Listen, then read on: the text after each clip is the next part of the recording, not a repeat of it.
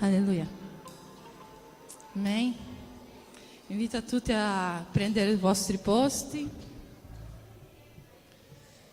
So che ci sono persone di là che adesso arriveranno anche. Vi invito ad alzare in piedi.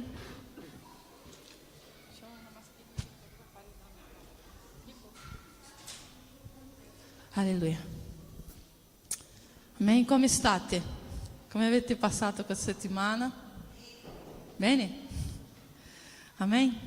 Allora possiamo cominciare questo culto pregando al nostro Dio e ringraziando perché Lui ci ha fatto venire fin qua questa sera e questo è motivo di ringraziamento, è motivo di gioia, è motivo di allegria.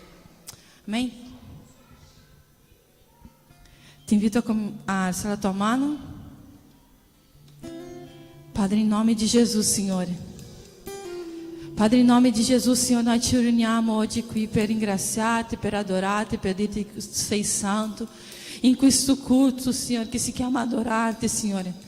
Che questo culto sia un culto che venga a impattare la vita di ogni persona che è qui, Signore. Non per la lode, non per i pastori che predicano, non, Signore, ma per la tua presenza, Signore. Perché è la tua presenza che fa tutto, Signore. Non siamo noi, è la tua presenza che trasforma. Non siamo noi, è la tua presenza che agisce. Non siamo noi, Padre. E quindi, Signore, io credo, Signore, io sento, Padre, che questo culto sarà un culto straordinario, Signore, perché la tua presenza, Signore, perché la tua presenza si sentirà, Signore. Signore Spirito Santo, che i nostri cuori questa sera, Padre, possano essere, Signore, disposti a ricevere di più della tua presenza, Signore. Spirito Santo, parla con noi, Signore. Signore, guarisce i nostri cuori, trasforma la nostra vita, Signore. Che tutto quello che ci toglie l'attenzione da te, Signore, che tutto quello che ci distrae dalla tua presenza, Padre, che tutto quello che allontana la tua presenza dalla nostra vita, Signore, che noi possiamo, Signore, avere un cuore fruttifero oggi, Signore, noi possiamo un cuore, Signore, dove si possa piantare qualcosa, Signore. Spirito Santo di Dio, sei benvenuto in questo luogo. Spirito Santo di Dio, agisci in mezzo a noi. Spirito Santo di Dio, parla con noi, Signore. È ciò che noi ti chiediamo e ciò che noi ringraziamo, Padre. A te l'onore e la gloria, Signore, perché tu sei meritevole di ogni cosa, Signore. Ogni cosa è per te, Padre. Ogni cosa che facciamo è per te. Padre, tu sei santo, Signore. E alla tua santità che noi ci arrendiamo questa sera, Padre. In nome di Gesù.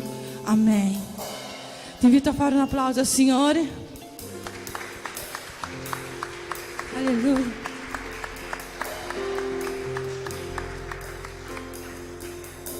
Adoriamo. Ci riuniamo oggi qui per adorare te, che hai vinto e che presto tornerai. La tua gloria è qui e io posso già sentirti, Re dei Re, prendi posto tuo. Esaltato sul suo trono, noi ci arrendiamo a te. Innalziamo il tuo nome, tu sei benvenuto oggi qui. Esaltato sul suo trono, noi ci arrendiamo a te. Innalziamo il tuo nome, tu sei benvenuto oggi qui. Santo,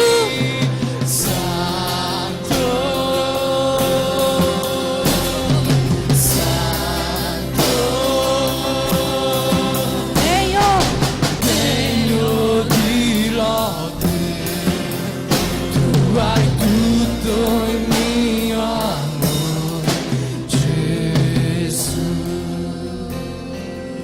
Tu sei santo.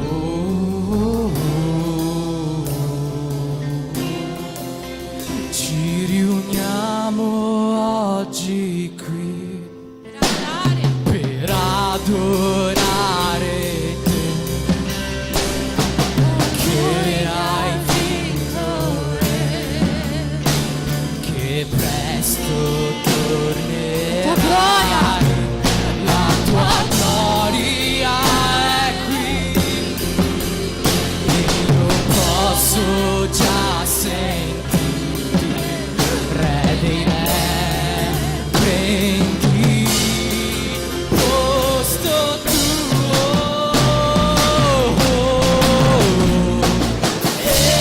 esaltato sul suo trono, noi ci arrendiamo a te, innalziamo il tuo nome, tu sei benvenuto oggi qui, Santo, Santo, Santo, degno di lode, tu hai tutto il mio amore, perché sei santo, santo,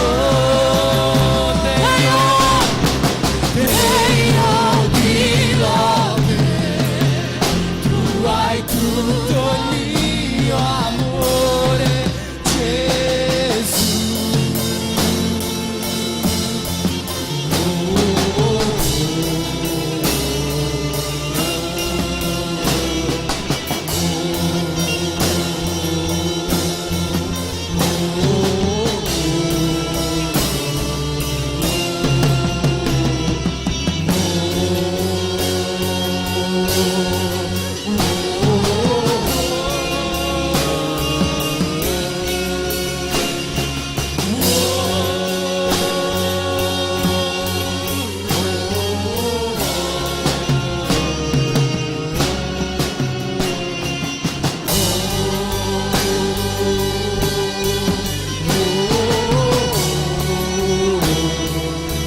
Per te, Signore,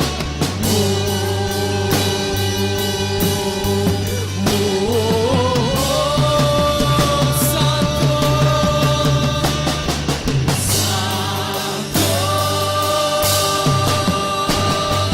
Santo,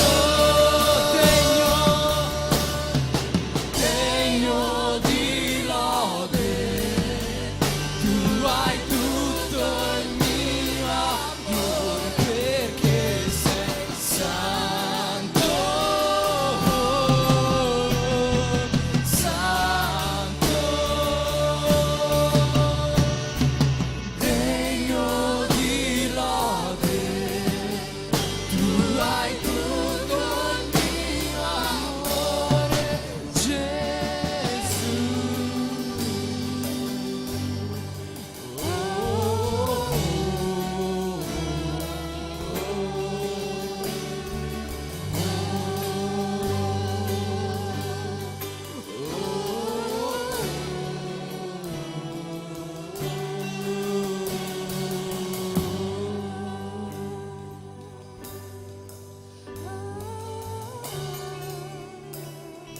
Santo,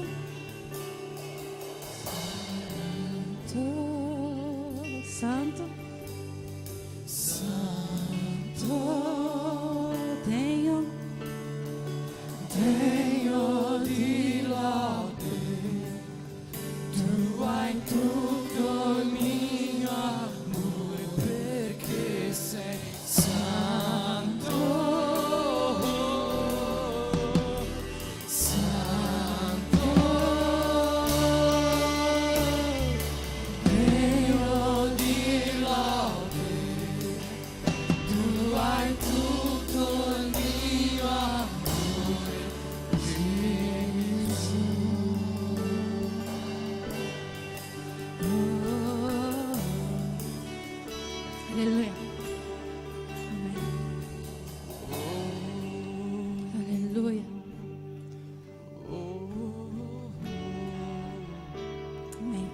Quanti di voi credono in miracoli? Amen? Tu credi in miracoli? Allora vi dico un miracolo. Esattamente un anno fa,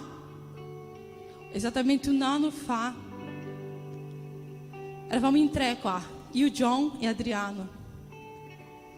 E un giorno Adriano ha detto: io non posso più venire perché per il lavoro. Ci ha detto così, esattamente un anno fa.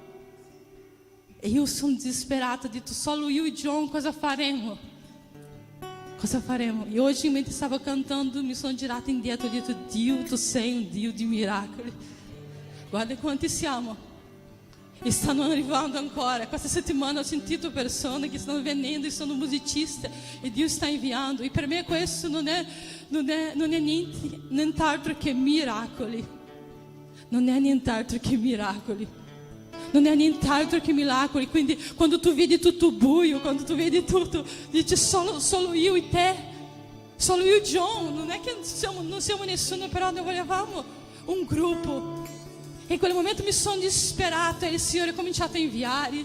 È arrivato Nauan, è arrivato Eto, è arrivato la Gabi, è arrivato la Meli, è arrivato Daniel, è arrivato Almir.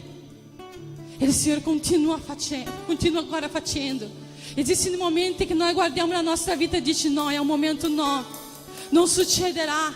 Cosa farò? Con le tue forze tu non farai niente, ma con la forza di colui che ha vinto la morte tu puoi fare tutto. Il nostro Dio è un Dio che opera. Il nostro Dio è un Dio che fa meraviglia. Il nostro Dio è chi rompe ogni cosa per fare con che la sua Chiesa viva ancora miracoli in questi giorni. Noi viviamo miracoli, noi viviamo nel soprannaturale, noi vivremo il meglio del Signore, perché il Signore è qui. Il Signore è qui. Se tu non senti la presenza del Signore, comincia a dire: Signore, io voglio sentire la tua presenza. La missionária Marimei ha raccontato una testimonianza di quello che è successo sabato scorso a lei. È stato algo straordinario, è stato qualcosa di sovrannaturale. E se tu non senti la presenza dello Spirito Santo, comincia: Signore, che io possa avere un terreno che si possa piantare. Il pastore ha predicato questo settimana scorsa. Quando ascoltate la parola del Signore, non indurite i vostri cuori. Non indurite i vostri cuori, perché colui che ha vinto la morte è qui. Colui che ha vinto la morte è qui. È invincibile. E solo Lui può fare cose che all'uomo è impossibile. Cose che per me erano impossibili, il Signore fa. È quello che noi vogliamo lodare. È per quello che il mio cuore è pieno di gratitudine. È per quello che io cammino a volte in casa. Questa settimana io cammino e quando meno percepisco dico: Signore, tu sei buono. Signore, tu sei buono. Signore, tu sei buono. Perché io ti sto vedendo. Eu estou vedendo com i miei occhi quello che il Signore sta facendo. Che se tu vuoi contemplare, chiedere al Signore: Signore, che i miei occhi possano aprirsi, che i miei occhi spirituali possano aprirsi, Signore, che non sia un tempo che io possa dormire, ma che io possa contemplare la grandezza che è stare nella tua presenza. Amém. Aleluia. Aleluia. Aleluia. Adoriamo, adoriamo, adoriamo, adoriamo.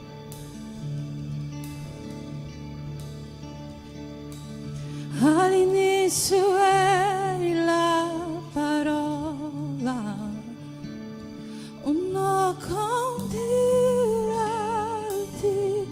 altissimo. E ancora lo stesso.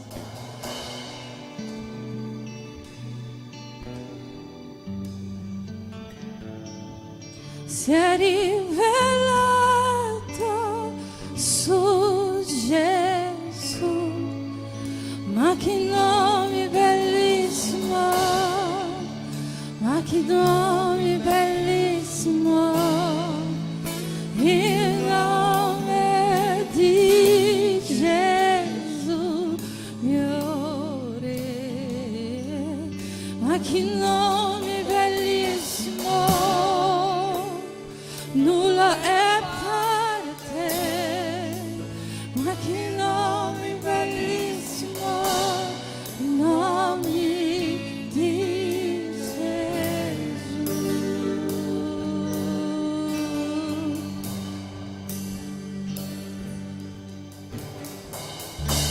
Lasciato il cielo per trovarmi,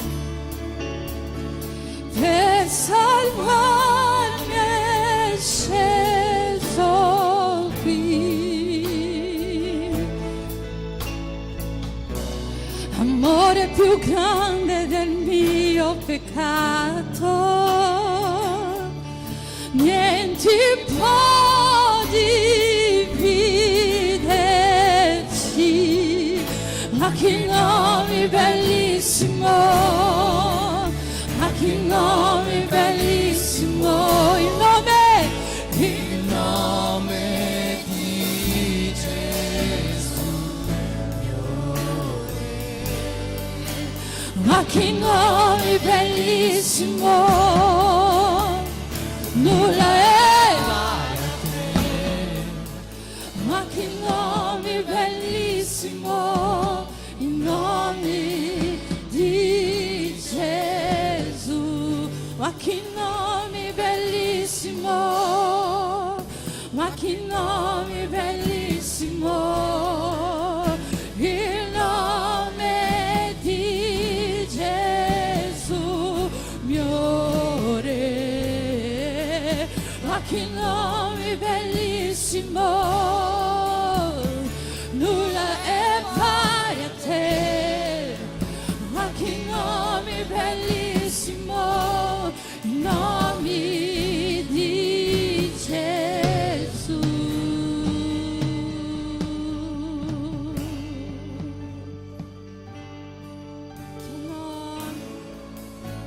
Tuo nome,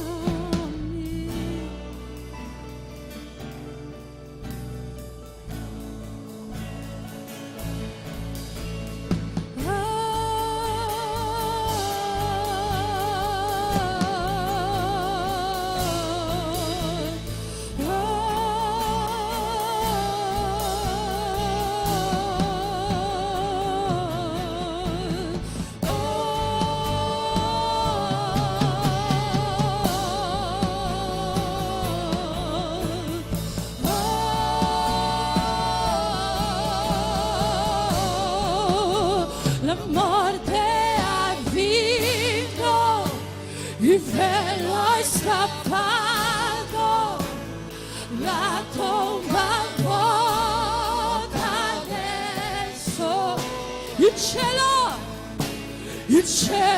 ti adora, proclama la tua gloria, perché risuscitaci vivo sei invincibile, ineguagliabile, ora e per sempre regnerai.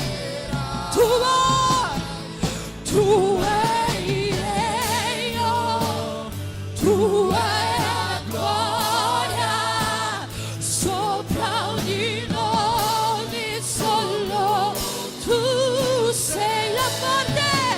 La morte ha vinto, il velo hai strappato, la tomba vuota adesso è.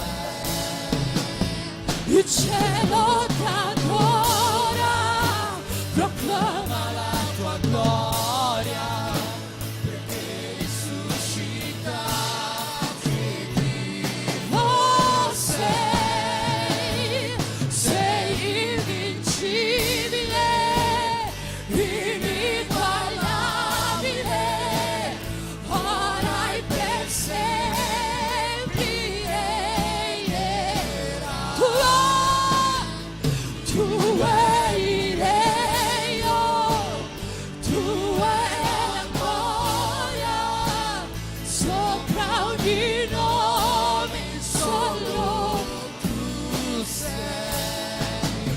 che nome bellissimo, ma che nome bellissimo, il nome di Gesù mio Re, ma che nome bellissimo, nulla, nulla, nulla, nulla, nulla,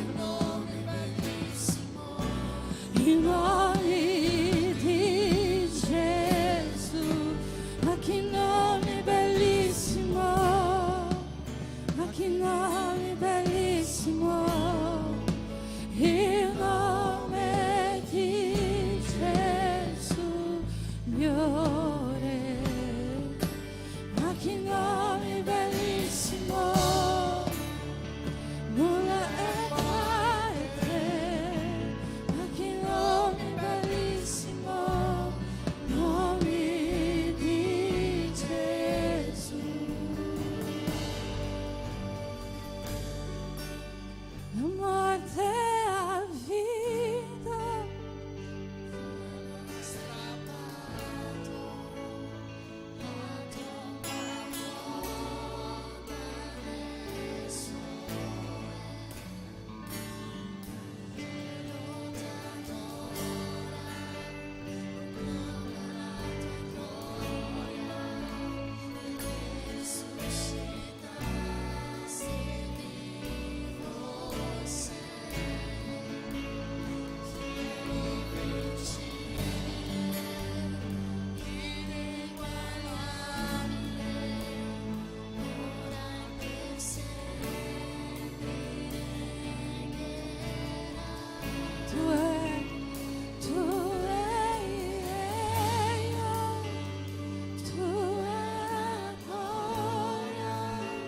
sopra ogni nome solo tu sei, ma che nome bellissimo,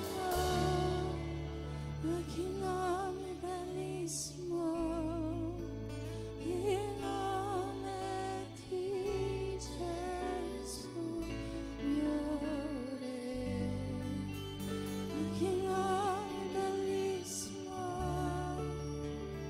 nulla è pari a te, ma che nome bellissimo, nome di Gesù. Ai, Spirito Santo.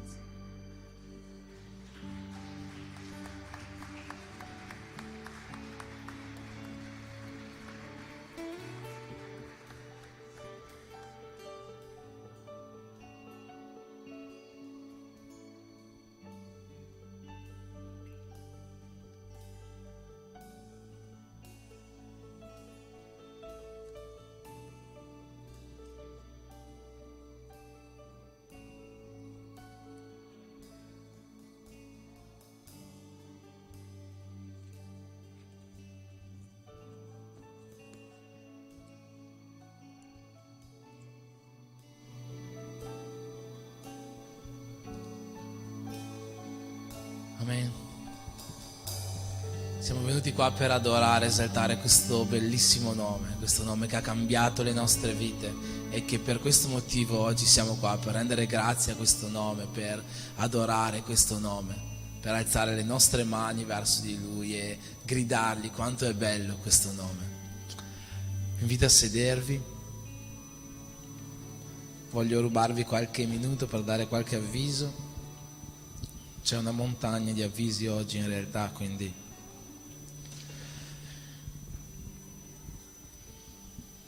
allora, state bene? State sentendo la presenza di Dio? Questa è la cosa più importante. Allora voglio invitare qua sul pulpito, per piacere, una delle missionarie che può presentare l'evento delle donne di domani.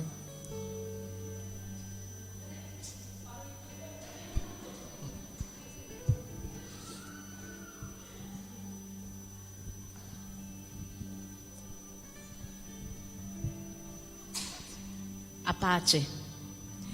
Domani mattina Tutte le donne hanno un compito qua in chiesa. Alle 8 ore della mattina ci troviamo qua con una bella colazione. Dopo insieme finiremo anche il nostro proposito di preghiera che abbiamo fatto questa settimana di 7 giorni, una pregando per l'altra. E domani chiudiamo questo proposito di preghiera qua insieme. Mi raccomando, alle 8 della mattina. Che così, verso le 10 mesi, abbiamo già finito. Così avete tutto il resto della mattina, anche tutti i giorni, insieme con la famiglia. Amém? Alle 8, colazione per il nostro gruppo di preghiera delle donne che faz parte deste gruppo da ADM Verona. Ringrazio veramente quelle donne che possono venire e essere qua insieme a noi. A Joyce, in questo giorno che sarà bellissimo. Amém? Amen. Facciamo un applauso al gruppo delle donne.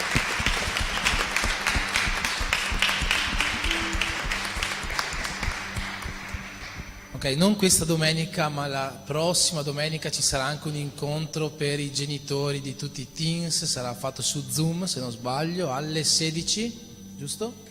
Quindi alle 16 su Zoom, non domani, ma domenica prossima, tutti i genitori di teens sono impegnati perché i leader dei vostri figli, le leaders dei vostri figli vogliono darvi alcuni avvisi.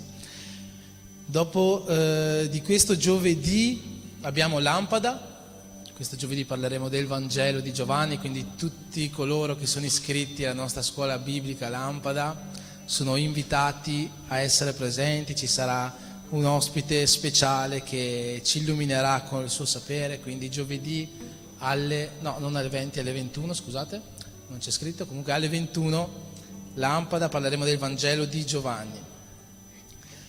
Volevamo anche avvisare ufficialmente, visto che non è mai stato fatto, dei nuovi incontri che facciamo col gruppo degli uomini. Abbiamo fatto il primo incontro questo giovedì a casa mia, 2 giorni fa, e adesso ogni 2 settimane vogliamo trovarci con gli uomini, quindi uomini che sono qua presenti, uomini che guarderanno la live o la stanno guardando, uomini che non ci sono ma ci sono le mogli, quindi lo diranno ai loro uomini. Sono tutti invitati ogni 2 settimane, abbiamo fatto un incontro qua in zona centro, tra 2 settimane saremo in zona Zevio, Colonia Veneta, Vallese, Legnago, quelle bande là.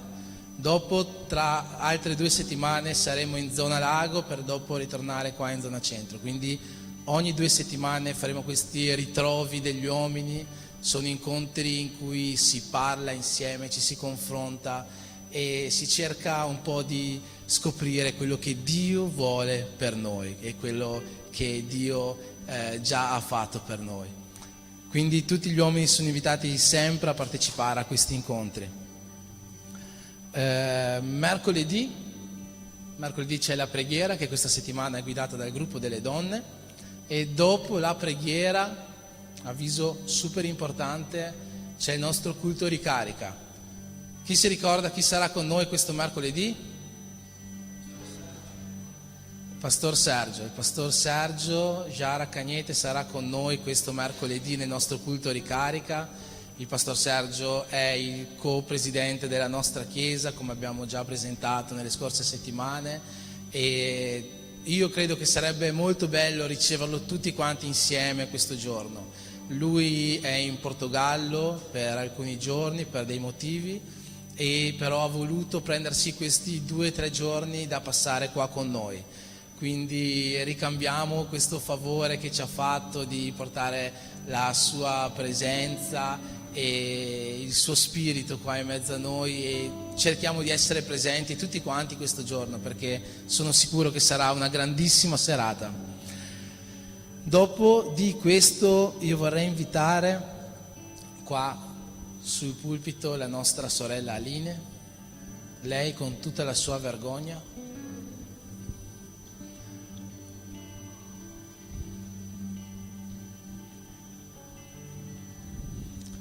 Amen, perché sto invitando qua Aline. abbiamo presentato la settimana scorsa un nuovo dipartimento, se si può così dire, non dipartimento, ma un nuovo gruppo della Chiesa, che sono i pre-teens.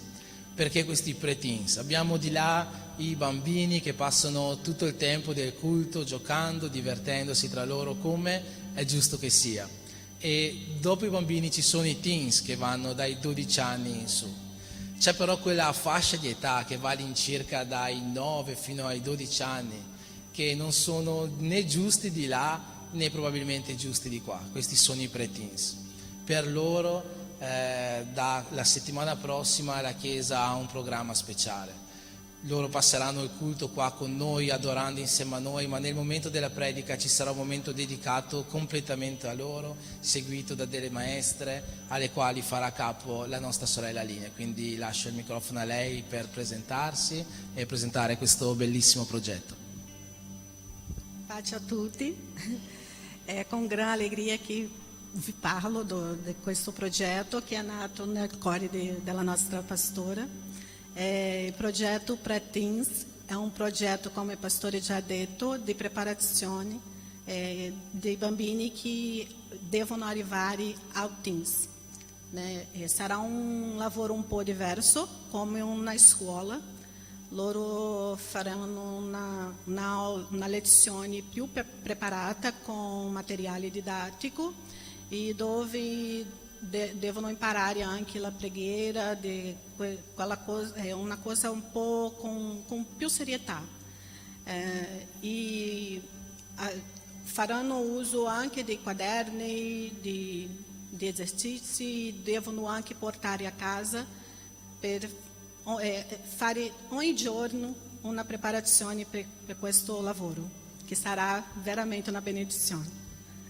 Ok? Grazie.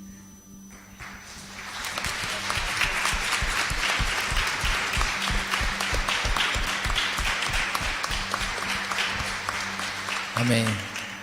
Sono sicuro anch'io che sarà una benedizione, quindi tutti coloro che hanno figli che sono in questa fascia d'età sanno che quando arriveranno a casa i loro figli sapranno più dei genitori, ora che Aline prenderà in mano questo gruppo di ragazzi. Un'ultima cosa, prima di tornare ad adorare il Signore, io vorrei invitare tutti i papà che sono qua presenti, qua con me sul pulpito in questo momento. Tutti i papà, ci saranno dei papà.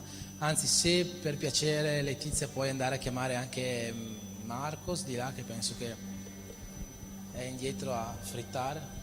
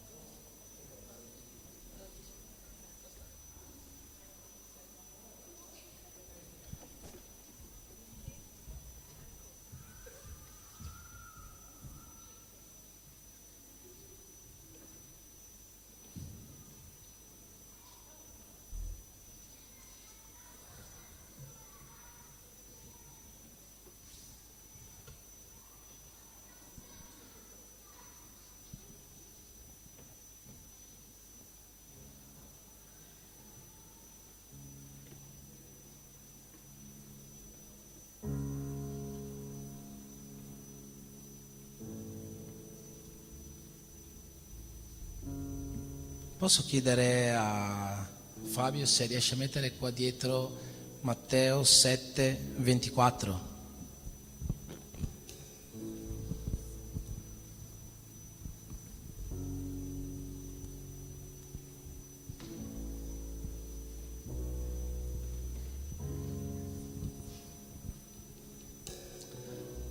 Amen.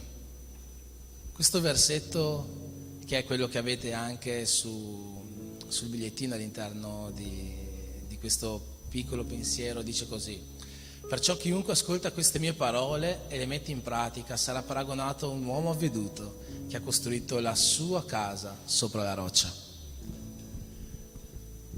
quello che voi siete oggi qua, oltre che i festeggiati, giustamente, noi, mi metto anch'io in mezzo, siamo le persone sulle quali la nostra casa è costruita. Siamo noi le persone che provvediamo la nostra casa, siamo noi le persone di cui i nostri figli si fidano, alle quali le mogli hanno affidato la loro sicurezza. Noi siamo le persone sulle quali è fondata la casa. E per questo motivo noi dobbiamo costruire la nostra casa sopra la roccia. Siamo avveduti, cerchiamo di essere i più avveduti possibili e fondiamo la nostra casa su questa roccia che è Gesù. E io voglio invitare ognuno di noi questa sera, quando arriva a casa, a mettere la propria mano sulla porta di casa sua e poi a mettere la propria mano sulle teste dei figli, della moglie e benedire questa famiglia. Perché è da voi che arriva la benedizione, è da voi che l'olio scende sulla propria casa, è da voi ed attraverso le vostre mani. Dio ha dato a noi questo potere, Dio ha dato a noi questo compito, che possiamo essere non solo dei padri ma dei veri sacerdoti per la nostra famiglia. Amen? Possiamo fare gli auguri a questi genitori, facciamo un applauso a questi papà. Tanti auguri per la festa del papà a tutti quanti noi.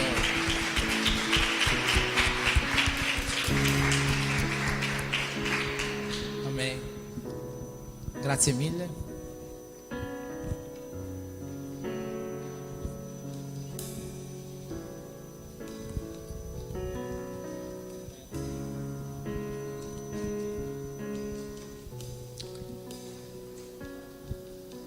In questo momento facciamo una preghiera per le decime, per le offerte. Tu che hai portato la tua decima questa sera alla casa del Signore, tu che hai portato la tua offerta alla casa del Signore, questo è il momento di donarla. Donala con gioia, mai per forza, mai per obbligo, mai perché è una tradizione, mai perché devo farlo, no. Donalo con gioia perché veramente ci tieni a questa casa, perché ci tieni a questa famiglia, perché sai che tutto ciò che hai viene dal nostro Dio e questa sera vuoi ricambiare al nostro Dio quello che hai. Preghiamo insieme. Signore Gesù, ti ringraziamo Signore per tutto quello che abbiamo, Signore, per tutto quello che ci fai vivere ogni giorno e in questo momento, Padre, io ti chiedo, Signore, di benedire le nostre decime, le nostre offerte, Signore. Rendile pure, Signore, consacrate a Te affinché possano salire a Te come un profumo soave, Dio. E ti chiedo, Signore, che ogni centesimo che entrerà in questa casa possa essere usato per la Tua opera e possa essere usato al meglio, affinché questa Chiesa possa diventare grande, non per la nostra gloria, ma per la Tua e per conquistare anime, affinché il Tuo regno possa espandersi su questa terra. Nel nome di Gesù, Padre, benedici questa Chiesa. Amen. Amen. Ci ha dimenticato un avviso che è quello dei giovani, che il 27 alle 11 di mattina ci sarà qua un incontro dei giovani, che è una lettura della Bibbia, lettura induttiva, si chiama? Studio induttivo, eccolo qua. Amen. Alleluia, adoriamo il Signore.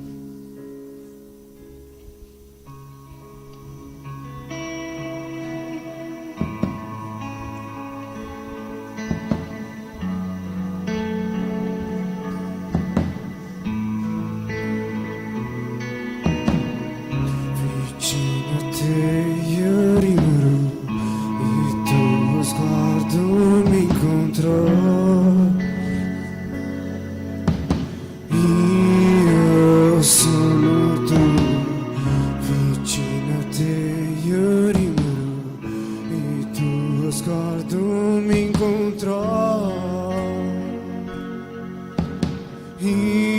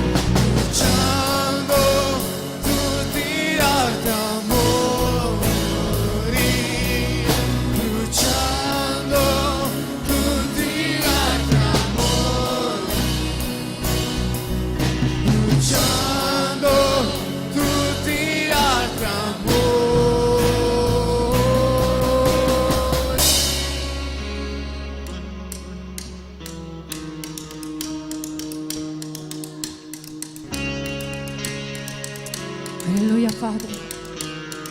Noi abbiamo fame e sete della tua presenza.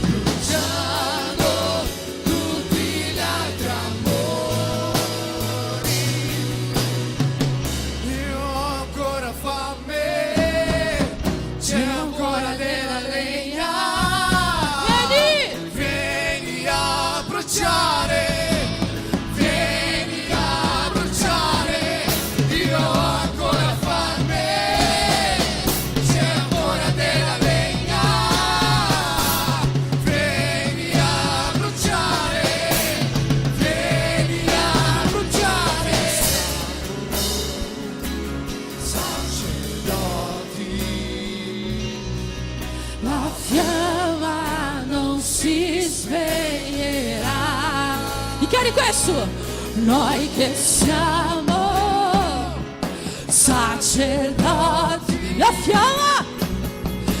fiamma non si spegne. Noi che siamo sacerdoti, la fiamma non si spegnerà. Noi che siamo sacerdoti, la fiamma non si spegnerà. Noi che siamo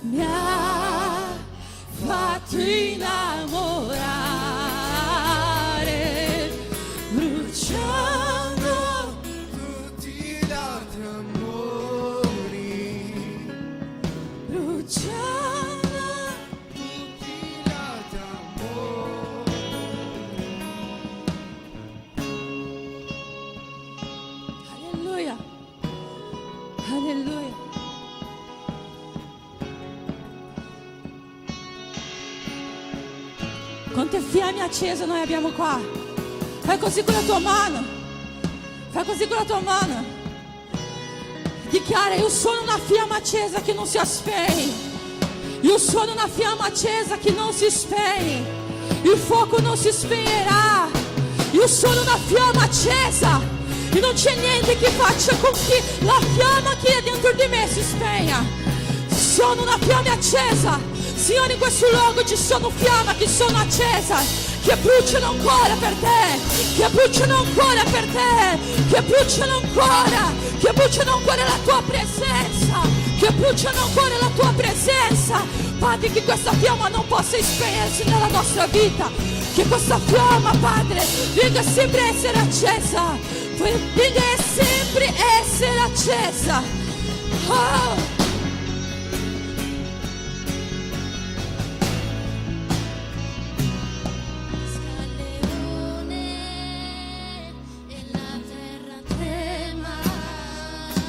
Davanti alla maestà di Gesù, che lucisca il leone E la terra trema davanti alla maestà di Gesù. Tu sei re, tu sei re, tu sei re. Davanti alla maestà di Gesù, che lucisca il leone, che la terra trema davanti alla maestà di Gesù.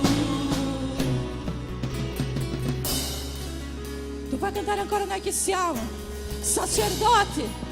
Noi che siamo sacerdoti, noi che siamo sacerdoti, noi che siamo sacerdoti. Quando noi ci posizioneremo come sacerdoti, tutto correrà, le barriere correranno. La fiamma non si spegnerà. Noi che siamo sacerdoti, la fiamma non si spegnerà. Amém? Metti la mano nelle spalle del tuo vicino. Metti la mano con autorità nelle spalle del tuo vicino. Dici che questa fiamma, che la fiamma dello Spirito Santo, che la fiamma della presenza di Dio, che la fiamma che brucia dentro noi non venga a spegnersi. E se c'è una fiamma spenta nel tuo vicino, Signore, se c'è una fiamma spenta, Padre, che venga a accendersi questa sera, che venga ad essere accesa questa sera. Dichiari questo, che venga a essere accesa questa sera. Dichiari che venga a essere accesa questa sera, che venga a essere accesa questa sera, che venga a essere accesa questa sera. Padre, in nome di Gesù, noi siamo fiamme accesa, Padre. Noi non accettiamo di spegnersi davanti alla tua presenza. Noi vogliamo bruciare, bruciare, bruciare, bruciare, bruciare. Noi vogliamo, Signore, perché noi abbiamo fame, fame, fame, fame, fame, fame della tua presenza, fame della tua presenza, Padre. Oh Spirito Santo, ancora fame, c'è ancora della legna, vieni a bruciare, vieni a bruciare. Oh Spirito Santo, Santo Spirito, alleluia.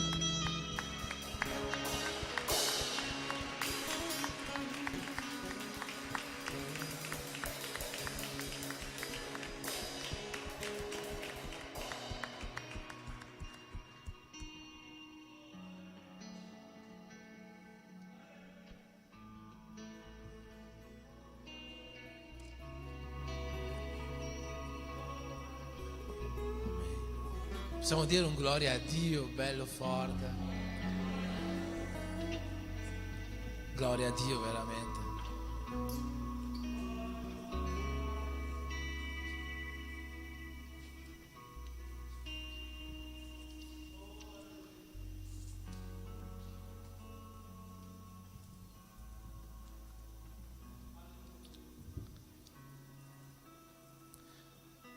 Invito a sedervi, aprire le vostre Bibbie nel Vangelo di Luca,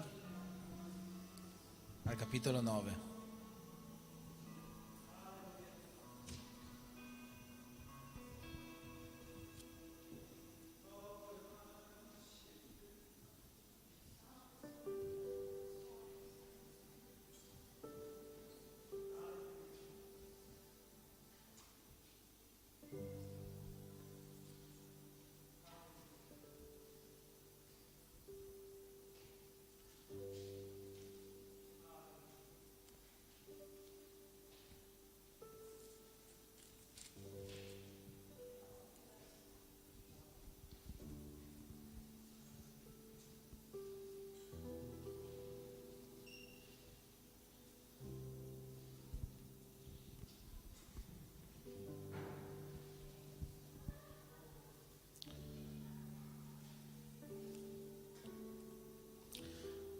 A me dice così: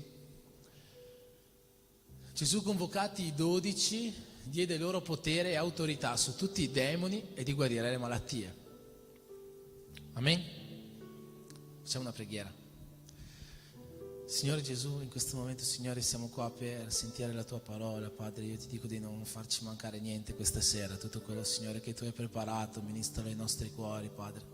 Anche ciò che io ancora non so, Signore, che il Tuo Spirito possa essere più forte del mio, Padre, dentro di me questa sera, e possa espandersi, Signore, per arrivare a tutti quanti noi. Parla Tu, Dio, parla Tu e non io, Signore. Non ho nulla da dire a questa Chiesa, ma Padre, nel nome di Gesù, se Tu parli, Signore, questa sera grandi cose potranno accadere in mezzo a noi. Quindi io ti chiedo, Signore, abbia la libertà di agire dentro di me. Amen.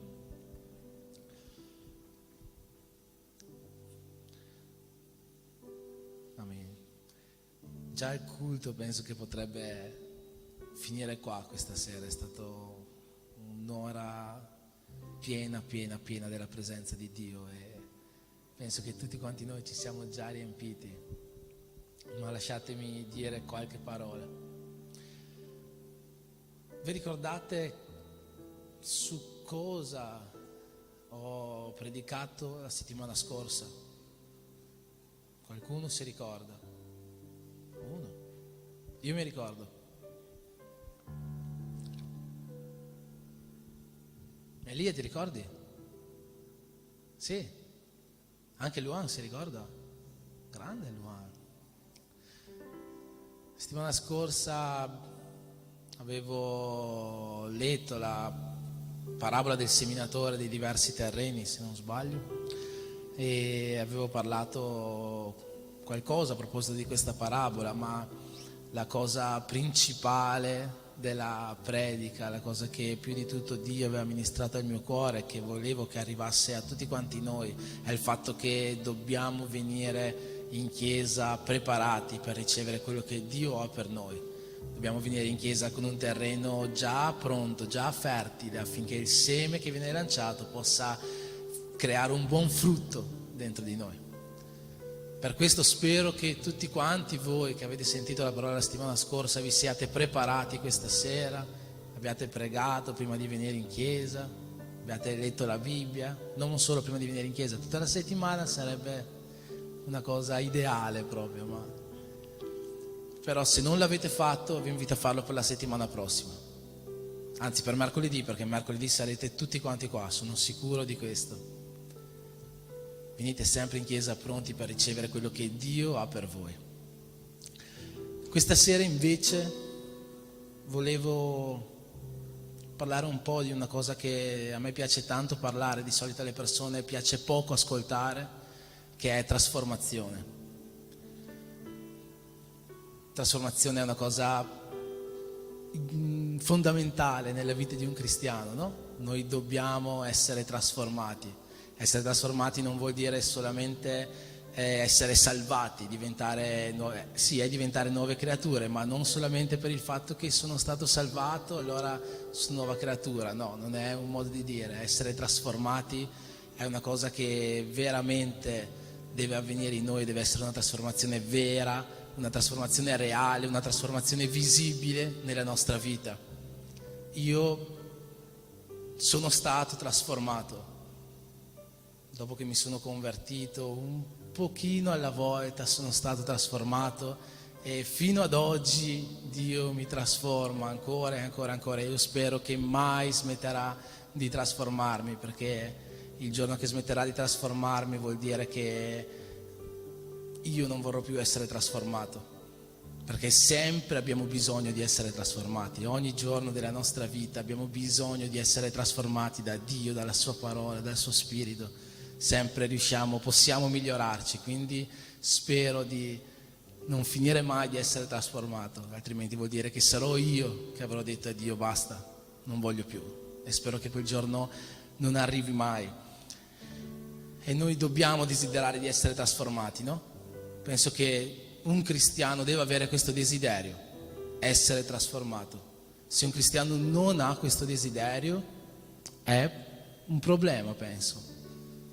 Se un cristiano ha capito veramente quello che Gesù ha fatto per noi, se un cristiano ha capito veramente il significato del messaggio del Vangelo, deve desiderare di essere trasformato, deve desiderare di essere rinnovato, non può desiderare di rimanere lo stesso. Non penso che possa. Tutti quanti noi dobbiamo desiderare questo, la trasformazione. E la trasformazione di cui questa sera volevo parlarvi è su un tema specifico, ovvero autorità. La parola che Dio ha ministrato nel mio cuore in questi giorni è autorità. La nostra autorità deve essere trasformata. La nostra autorità deve subire un cambiamento. E se Dio ha ministrato questo al mio cuore è perché evidentemente Dio ha visto che i cristiani di oggi peccano un po' in autorità. Peccano nel senso mancano un po' in autorità. I cristiani di oggi hanno una carenza di autorità al confronto dei cristiani che possiamo vedere sulla Bibbia, ovviamente al confronto anche di Gesù. Secondo voi perché Gesù ha scelto questi 12 apostoli, questi famosi 12 apostoli? La mia idea, mia personale, che mai nessuno mi farà cambiare, è perché Gesù voleva degli amici intorno a lui. Sono sicuro di questo, per essere uno in Cristo. Gesù voleva questo gruppo di amici, sono sicuro. Ma non solo per questo, perché se vedete, dopo 3 anni che Gesù ha scelto i 12, cos'è successo? Gesù è andato via, è andato in cielo, no? E i 12 invece sono rimasti qua. Quindi se Gesù ha scelto i 12 apostoli è perché lui desiderava che ci fosse qualcuno che alla fine di questi suoi 3 anni di ministero terrestre continuassero a portare avanti il messaggio di Gesù, continuassero a professare il Vangelo, continuassero a fare quello che Gesù aveva fatto fino a quel momento lì. E cos'è che finché Gesù era sulla terra ha lasciato ai 12 apostoli? L'abbiamo letto poco fa. Finché Gesù era sulla terra, cos'è che ha dato ai 12 apostoli? Ha dato il potere di spostare le montagne? No. Gli ha dato il potere di far trovare le perle nella bocca dei pesci? No. Gli ha dato il potere di moltiplicare l'acqua in vino? No. Gli ha dato potere e autorità su demoni e su malattie. Finché Gesù era qua sulla terra, questo ha voluto lasciare ai suoi apostoli: potere e autorità su demoni e malattie. E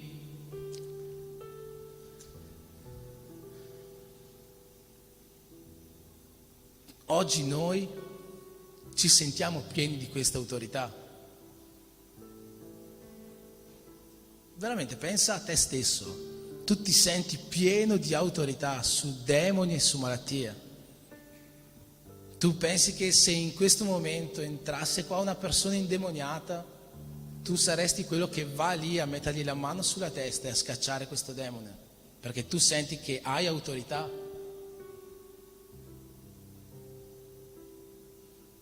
Non lo so, io sto chiedendo a voi. Pensi di avere autorità su malattie? Se in questo momento una persona comincia a stare male, tra noi è solo un'ipotesi, nessuno starà male, tu saresti quella persona che metterà la mano sul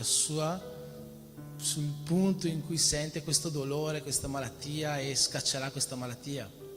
Tu senti questa autorità dentro di te, senti questo spirito di autorità come gli apostoli avevano, e gli apostoli facevano queste cose, oppure no? Penso che se Dio questa sera ci sta parlando di autorità è perché veramente la Chiesa di questo secolo sta passando un periodo di povertà di autorità, di povertà di autorità. Noi viviamo la vita cristiana come una bella favola, la vita cristiana è una bella favola, sì, ma non è solo questo. La vita cristiana è una vita in cui noi dobbiamo posizionarci come cristiani, sapendo che dentro di noi scorre la potenza di Dio. E attraverso la potenza di Dio noi possiamo fare grandi cose, ma per vivere questo noi dobbiamo essere coscienti, noi dobbiamo essere sicuri di questa autorità che noi abbiamo, che non deriva da capacità umane, che non deriva dai nostri sforzi, ma che deriva dalla grazia di Dio, dalla potenza di Dio.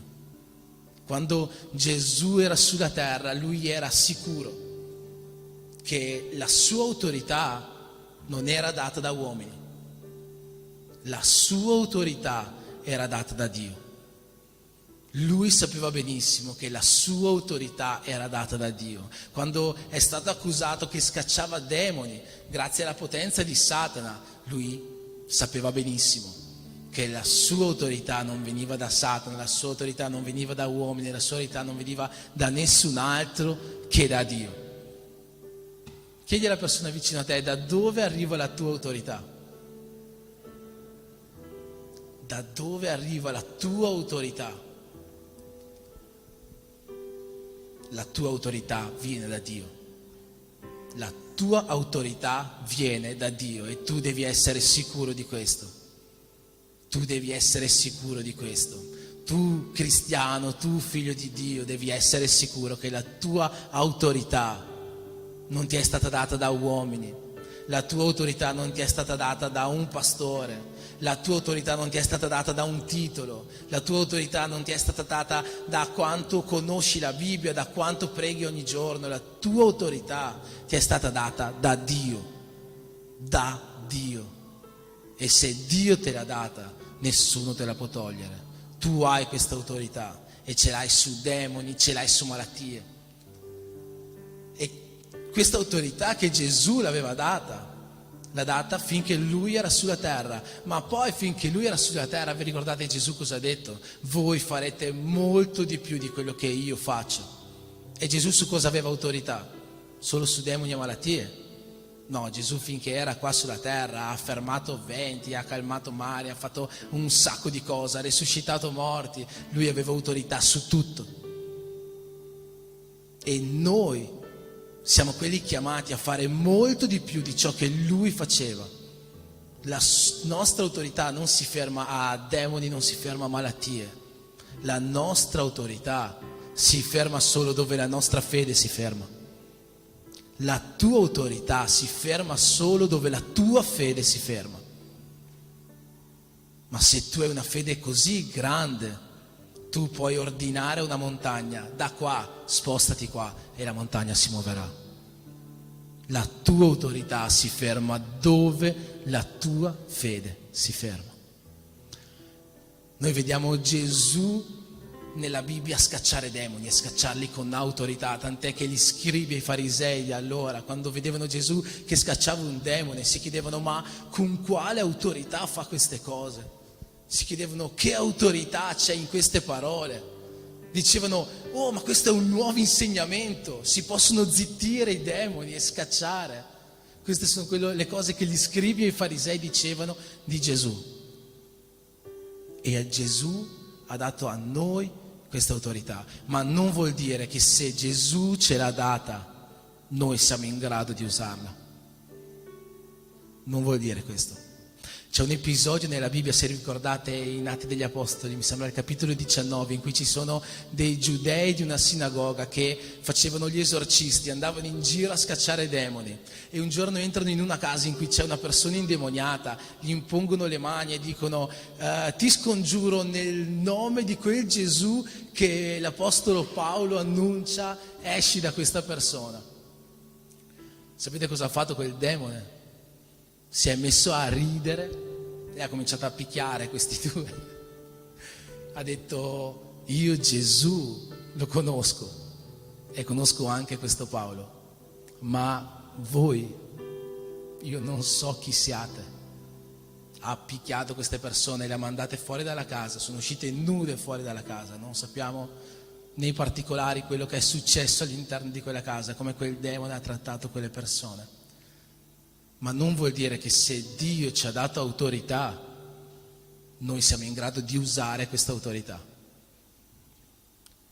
La cosa interessante però di questo racconto degli Atti degli Apostoli, sapete cos'è? Che quel demone conosceva Gesù. E è vero, la Bibbia ci dice i demoni conoscono Gesù. Tutti i demoni che vedevano Gesù lo riconoscevano subito come il figlio di Dio.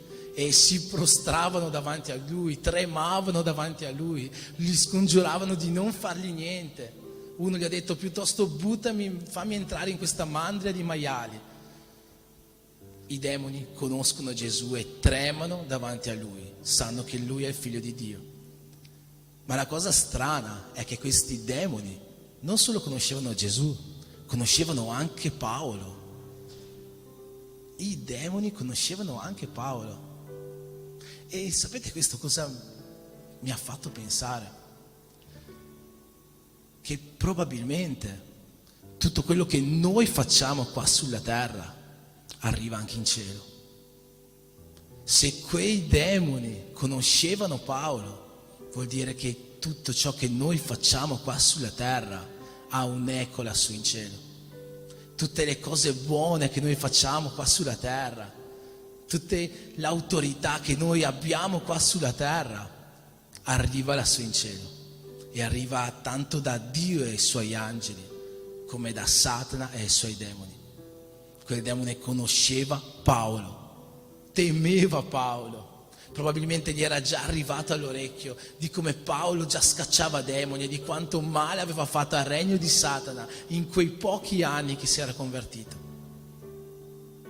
Pensate, noi sappiamo attraverso le scritture che Dio conosce ognuno di noi e ci conosce per nome ed è bellissimo. Ma non sarebbe bello se anche i demoni conoscessero il nostro nome? Perché tanto male abbiamo fatto al loro regno. Non sarebbe bello che un demone ci vede e prende paura, come quello là aveva paura di Paolo, perché sanno quanto male abbiamo fatto al loro regno.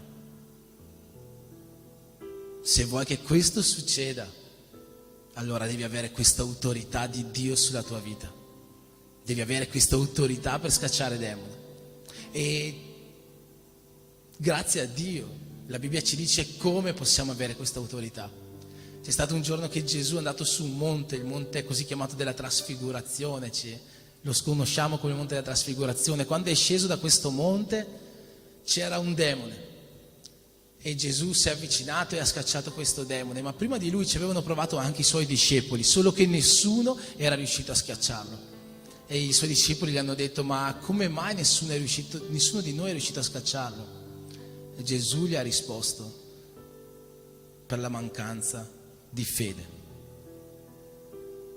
C'è anche un'aggiunta extra biblica all'interno delle vostre Bibbie, probabilmente ci sarà, che dice anche perché serve preghiera e digiuno per scacciare questi demoni.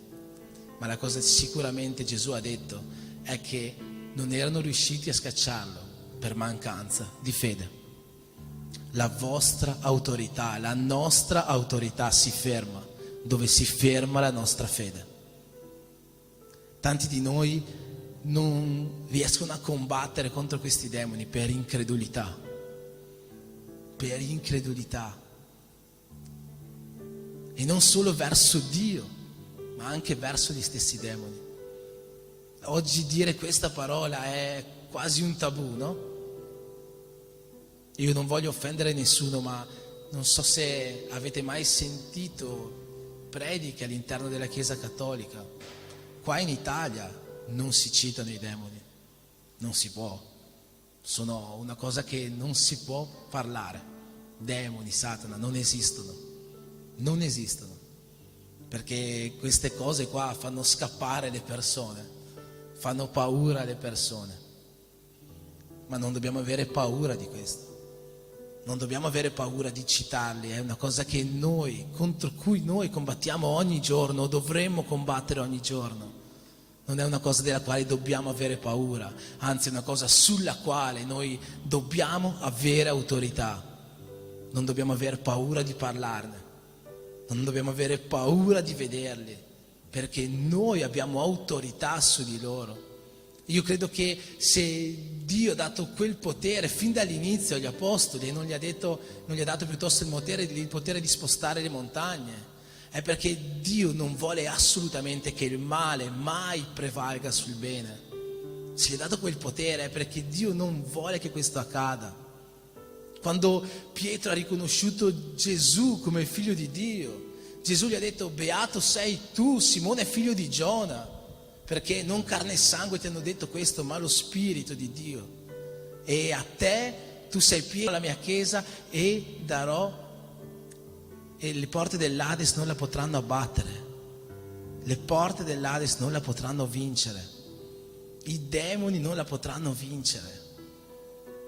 Noi abbiamo già vinto questa guerra, ok?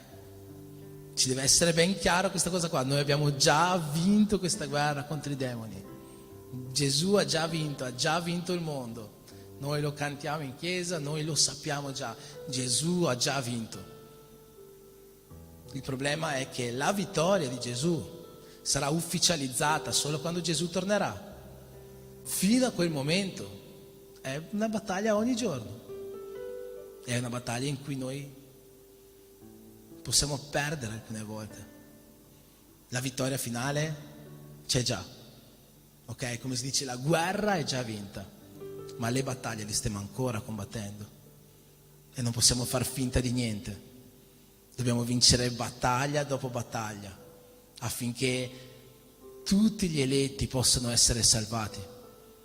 Paolo combatteva ogni giorno e combatteva per amore degli eletti affinché ognuno di loro potesse raggiungere la salvezza, così lui ci dice nelle sue lettere.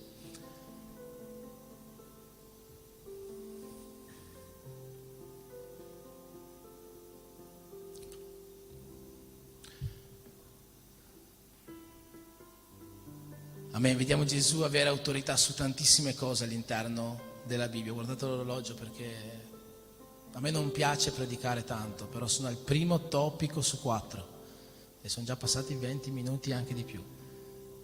E a me non piace predicare troppo e qua si va troppo per le lunghe.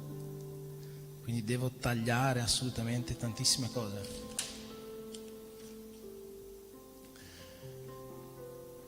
Vediamo che Gesù ha autorità su tante cose all'interno della Bibbia, no? Gesù ha autorità su tante cose. Autorità su demoni, autorità su malattie, autorità su morte, autorità su elementi. Predicherò su questo magari un'altra volta, ma la cosa più importante sulla quale Gesù aveva autorità è un'altra, e è quella da cui anche noi dobbiamo cominciare. E tutti gli evangelisti sinottici, così si dice, come abbiamo studiato in Lampada, se vi ricordate, ovvero quelli che hanno scritto i primi 3 Vangeli, Matteo, Marco e Luca, sono d'accordo su una cosa: che Gesù è nato, che Gesù si è battezzato e che dopo il battesimo Gesù ha passato per le tentazioni. E solo dopo le tentazioni è cominciato il ministero pubblico di Gesù. Solo dopo le tentazioni Gesù ha cominciato a dimostrare questa autorità su tutti questi elementi. Solo dopo le tentazioni. Questo vuol dire che per prima cosa Gesù ha dovuto dimostrare di avere autorità su se stesso. Gli studiosi dicono che le tre tentazioni di Gesù, se ve le ricordate, Gesù era nel deserto da 40 giorni, a digiuno, al 40° giorno arriva Satana e gli dice trasforma queste pietre in pane, e Gesù rifiuta, no? Dopo Satana lo porta in cima a un monte, gli dice guarda tutti i regni che ci sono qua intorno, io li darò tutti quanti a te se tu ti prostri, e Gesù rifiuta, e infine lo porta sul pinnacolo del Tempio di Gerusalemme, gli dice se tu ti butti giù gli angeli verranno a salvarti perché sei figlio di Dio, e Gesù gli dice c'è anche scritto non tentare il Dio tuo, no? C'è tutta questa battaglia tra Gesù e Satana. Gli studiosi dicono, i teologi dicono che Gesù in questo momento è stato tentato nei tre ambiti, nel corpo, nell'anima e nello spirito, ma se noi guardiamo bene le tre tentazioni, Gesù è stato tentato in tre ambiti molto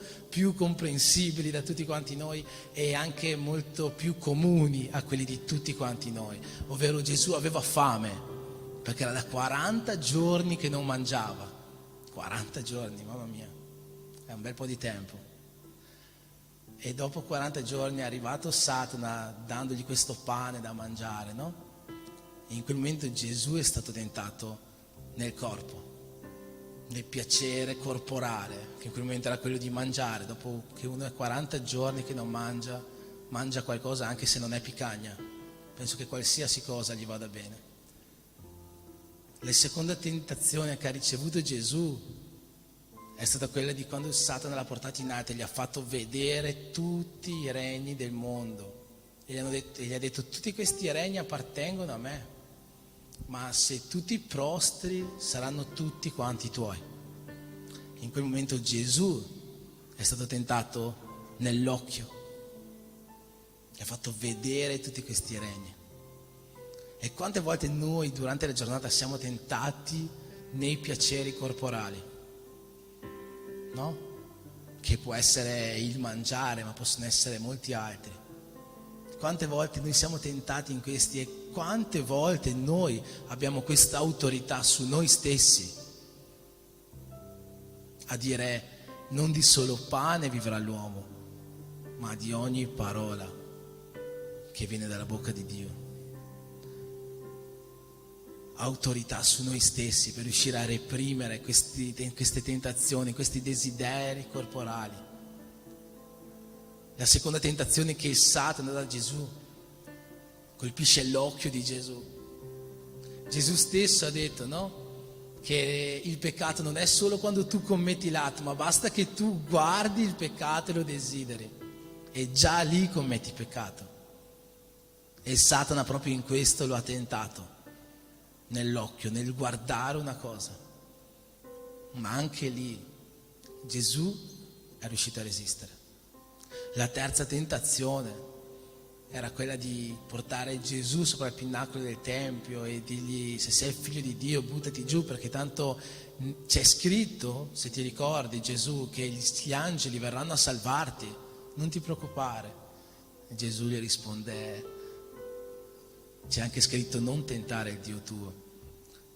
E Gesù non si butta. In quel momento Gesù era stato tentato nell'orgoglio, perché lui era il figlio di Dio che non è stato geloso di essere il figlio di Dio e ha svuotato se stesso, ha tolto da sé la sua divinità e è sceso sulla terra per morire per noi. E in quel momento lui è stato tentato nell'orgoglio. E quante volte noi veniamo tentati in questi tre ambiti della vita? Quante volte noi veniamo tentati nel corpo, nell'occhio, nel nostro orgoglio? E quante di queste volte noi abbiamo l'autorità su noi stessi per riuscire a resistere? Se noi vogliamo avere tutta questa autorità che Gesù aveva, tutta questa autorità che Paolo, che Pietro, che gli apostoli, che gli uomini della Bibbia avevano, come prima cosa noi dobbiamo avere autorità su noi stessi. Noi dobbiamo avere autorità su noi stessi. Io sono sicuro che Dio ha qualcosa da fare di grande nella vita di ognuno di noi. Io sono sicuro che Dio vuole scrivere una nuova pagina nella storia di tutti quanti noi. Vuole scrivere qualcosa di grandioso, vuole scrivere qualcosa di nuovo, qualcosa di diverso. Ma affinché questo succeda, noi dobbiamo trasformare le nostre vite e cominciare a vivere una vita di autorità, a partire di autorità su noi stessi. Dobbiamo avere autorità su noi stessi. Non possiamo permetterci di cadere in tentazione se noi vogliamo vivere il sovrannaturale di Dio. Non possiamo permetterci di vivere tutto questo perché Dio ha un piano per noi. Ha un piano per noi, ha una via per noi. Ha sì tante promesse, ma c'è solo un modo per arrivare. E quel modo è il modo della santità. C'è solo un modo per ottenere le promesse e quel modo è il modo di vivere una vita in santità. Se vi ricordate quando Mosè è uscito dall'Egitto, no? Col popolo di Israele per arrivare alla terra promessa, alla promessa di Dio, Mosè poteva andare dritto così, diciamo. Voi mi guardate da qua, qui c'è l'Egitto, qui c'è la terra promessa. Poteva andare dritto così. Non c'è andato perché il popolo non si comportava bene, ha fatto un giro, poi ha girato ed è arrivato da dietro di qua. Ci sono state due vie diverse in realtà, ma la via per arrivarci era solo una, la via della santità. Israele non è riuscito ad arrivare alla terra promessa nel giro di un anno perché il popolo non viveva in santità. E dopo che Israele ha fatto tutto questo giro immenso, nel frattempo sono morti tutti, è morto anche Mosè, è arrivato Giosuè. Il giorno prima di attraversare il Giordano, entrare nella terra promessa, Dio ha chiamato Giosuè e ha detto: santifica il tuo popolo, perché domani entrerete nella terra promessa. C'è solo un modo per vivere questa nuova storia che Dio ha messo davanti a noi, per vivere queste promesse che Dio ha per noi, per vivere il piano di Dio nelle nostre vite. E questo modo è vivere una vita in santità, è vivere una vita santa, è vivere una vita trasformata, è vivere una vita con autorità su noi stessi, con autorità su noi stessi. E dopo che noi riusciamo ad avere autorità su noi stessi, allora credo che saremo pronti per avere autorità su demoni, autorità su malattie, autorità sulla morte e sulla vita, autorità sugli elementi naturali, autorità su tutto quello che ci metteranno davanti, e noi con fede riusciremo a vincere. Amen. Invito il gruppo di lode.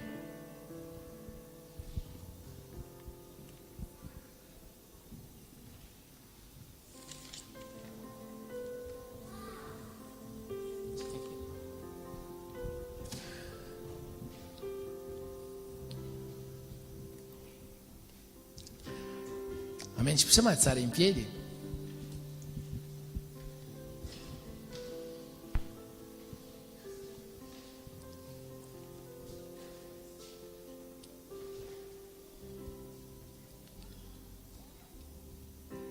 Prossima volta facciamo la seconda parte della predica.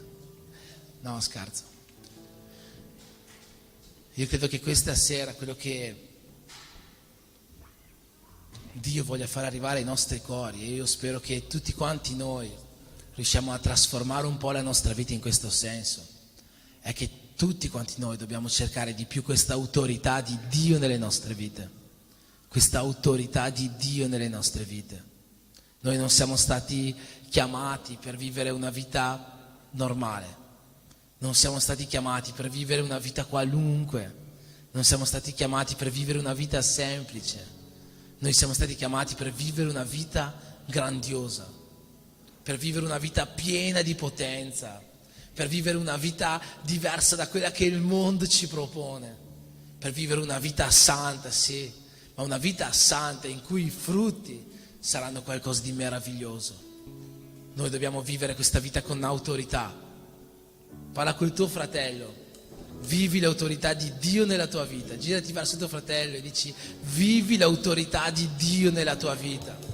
Autorità su demoni, autorità su malattie, autorità su elementi naturali. Vivi l'autorità di Dio nella tua vita e comincia a viverla, imparando ad avere autorità su te stesso. Amen. Preghiamo insieme.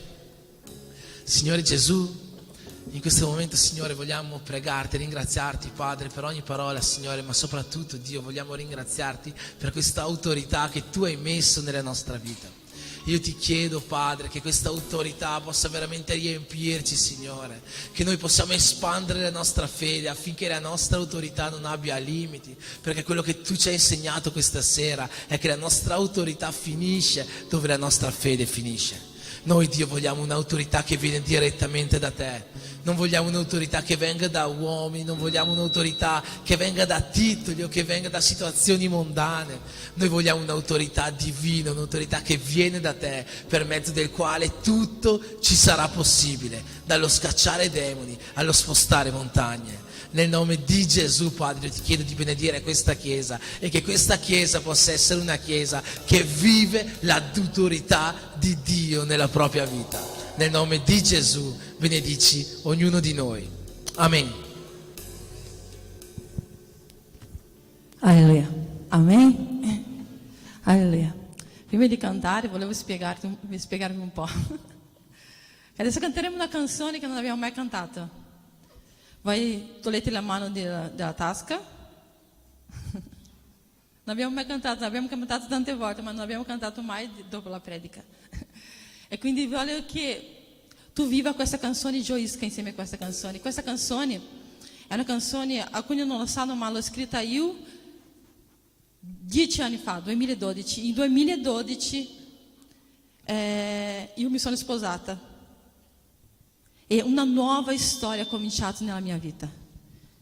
E quando ho scritto questa canzone, ho scritto perché eu stavo cominciando una nuova storia. Ho decretato sulla mia vita che io avrei vissuto tempi di gioia, di allegria, di saltare, di gioire. L'inizio di questa canzone dice: una nuova storia voglio scrivere.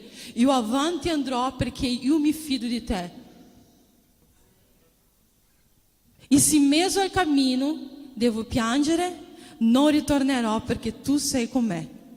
E quindi io ti dico in questa sera che tu canti con l'autorità di Dio sulla tua vita, che se tu non stai vivendo una nuova storia, tu vivrai una nuova storia di Dio.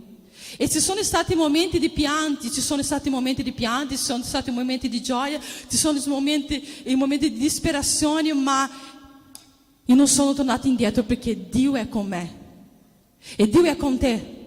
E Dio è con ognuno di noi. E quindi l'autorità di Dio sulla tua vita viene quando tu dici: Signore, so che passerò difficoltà, so che passerò tribolazione, ma tu sei con me. E Dio c'ha una nuova storia per ognuno di noi. E Dio aveva una nuova storia. Ho vissuto momenti di tanto pianto prima, ma da quel tempo in poi Dio stava rinnovando una nuova storia sulla mia vita e Dio ha una nuova storia per te. E quindi ti invito a cantare e gioire e rallegrarti perché Dio ha qualcosa di buono, ha qualcosa di gioioso, ha qualcosa di felice, ha una vita trasformata, una vita rinnovata per ognuno di noi. Tu puoi dire amém?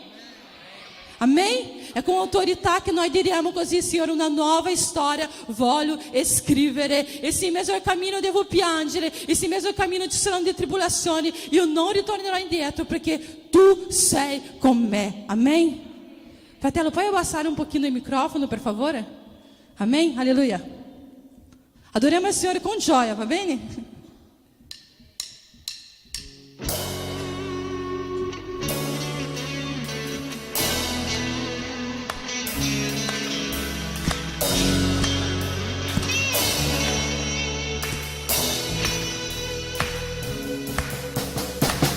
Uma nuova storia voglio scrivere.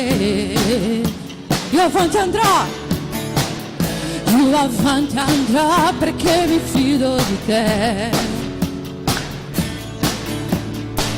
Se mi sa il cammino devo piangere. E chiari forte non ritornerò. Non ritornerò perché tu sei con me. Allora parlerò.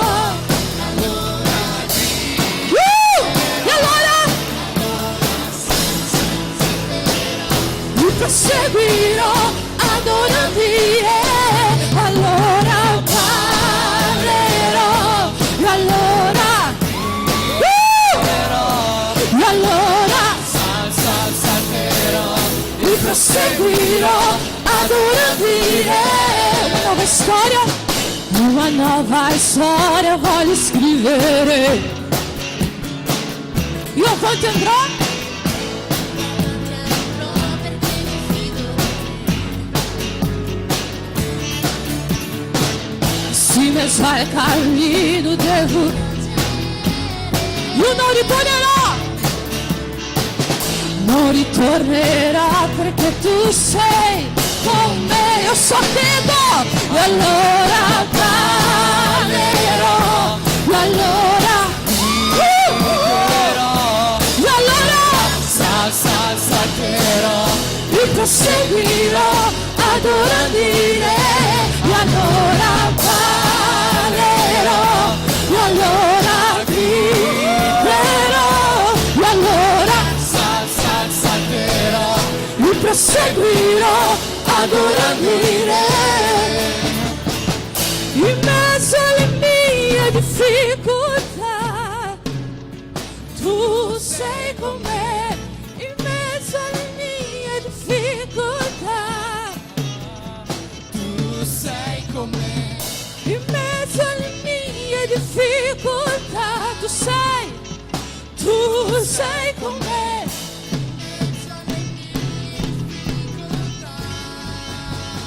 Tu sei con me in mezzo alle mie difficoltà. Tu sei con me. In mezzo alle mie difficoltà. Allora ballerò.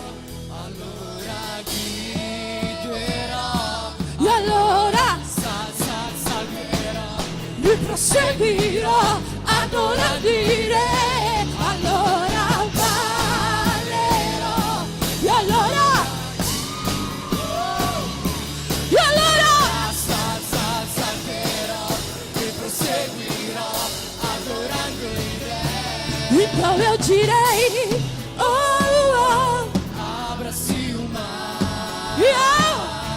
e eu passarei pulando e dançando Em sua presença. então eu direi. Abre-se o mar e eu passarei pulando e dançando. Então eu direi. Abra-se o mar.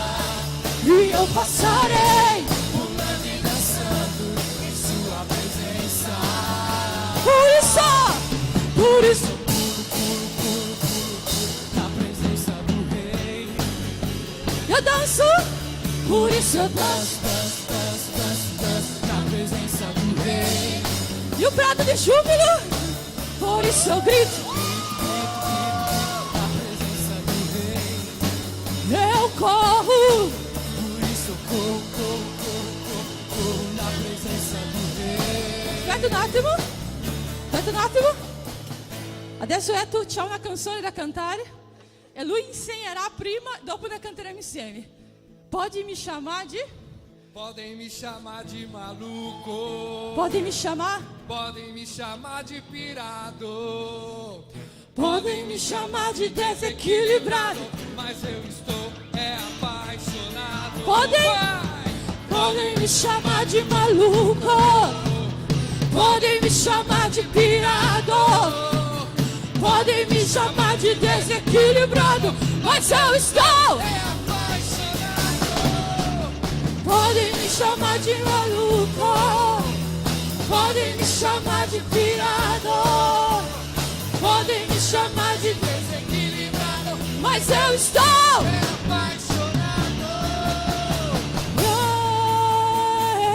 eu me alegrarei.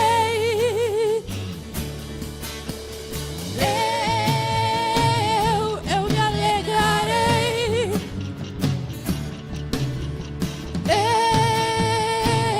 Eu me alegrarei.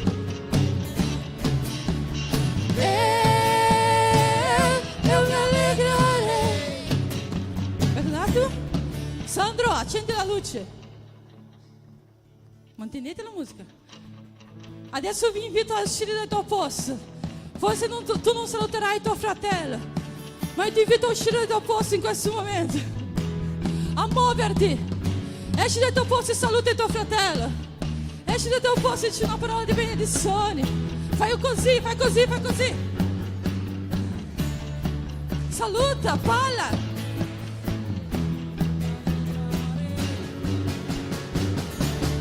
Ora parlerò, allora griderò, e allora salterò, ti proseguirò, Adorando il Re. e allora Griderò. Salterò. io proseguirò, adorando, celebri a Dio con le Tue mani muove il cielo con adorazione. alzare, Se oggi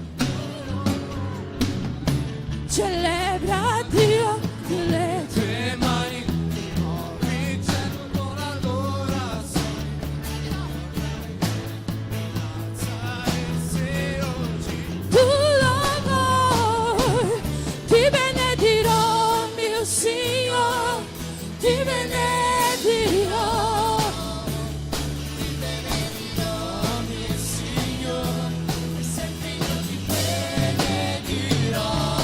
Ti benedirò mio Signore, ti benedirò mio Signore. per sempre io ti benedirò. Quando mi darai, se mi toglierai, per sempre, Sempre canterò, e ti benedirò. ti benedirò. Quando mi Darai o se mi toglierai, e sempre canterò e ti benedirò. Allora parlerò, allora griderò, e allora ti proseguirò, adorando Re.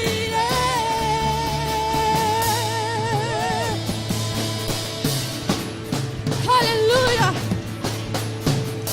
alleluia.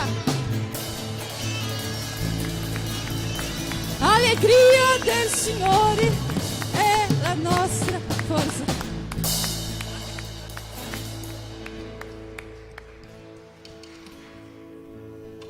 Amen, gloria a Dio. Allora, prima di finire vi avviso che c'è da mangiare questa sera, quindi non scappate via, state qua, passiamo questo momento di comunione insieme. C'è qualcuno che ha compiuto gli anni questa settimana? Domani Caccina, lo so Caccina. Allora chiamiamo qua questa bellissima coppia della nostra chiesa, Caccina e Giulio. Vieni qua Giulio Cesar Meira, per piacere.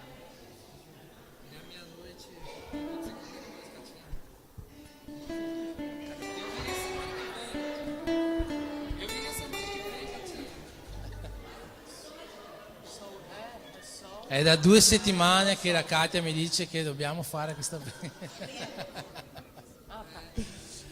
Amen. Vi invito a alzare le vostre mani verso la missionaria Katia, che è la nostra sorella più simpatica sicuramente, più sorridente sicuramente.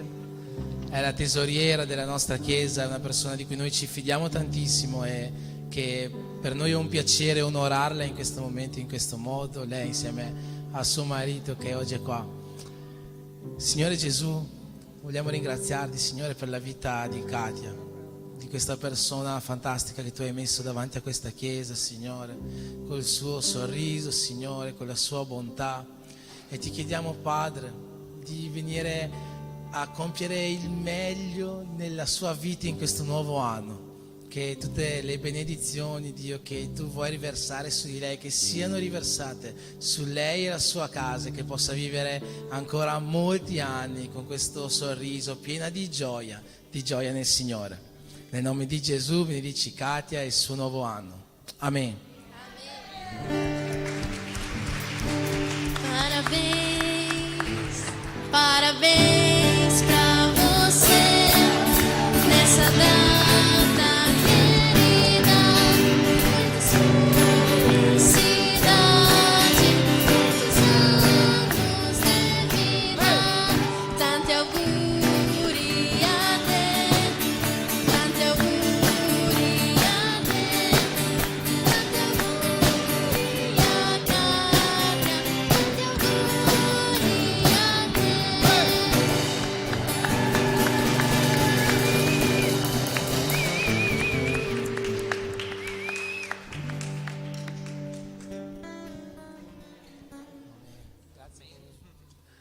Amen. Che Dio ti benedica, che Dio benedica la tua famiglia, che Dio benedica la tua settimana, che veramente ogni benedizione di Dio possa riempirti e che l'autorità di Dio possa essere con ognuno di noi. Che questa autorità che viene da Dio possa essere con ognuno di noi, perché attraverso questa autorità noi possiamo superare ogni momento difficile della nostra vita. Amen. E che l'amore di Dio Padre, che la grazia di Gesù Cristo e lo Spirito Santo di Dio siano con tutti quanti noi, e insieme possiamo dire Amen. Che Dio vi benedica in nome di Gesù.